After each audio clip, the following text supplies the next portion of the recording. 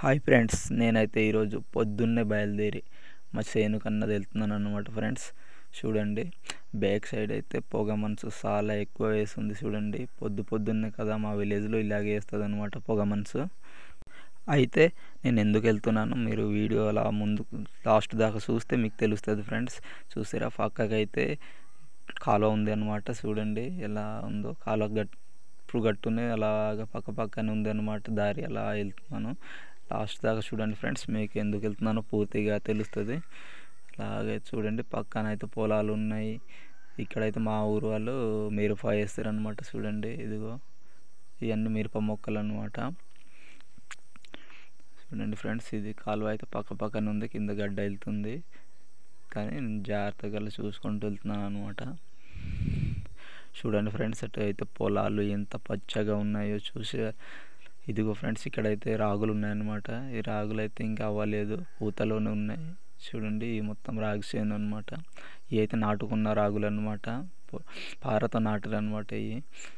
అలాగే ఇక్కడైతే జల్లిన రాగులు. చూడండి, గడ్డి మొత్తం గడ్డి అయిపోయింది, వేస్ట్ అయిపోయింది మొత్తము.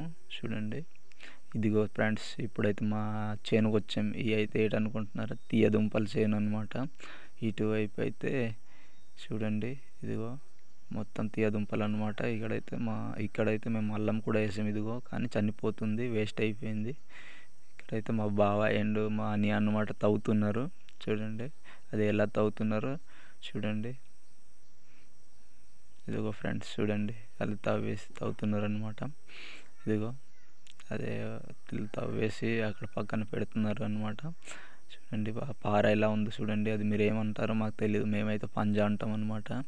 ఇలా తవ్వినవి ఇలా పెడతారనమాట. ఇలా పెట్టేసి వరుస అలా కుప్పలుగా పెడతారనమాట.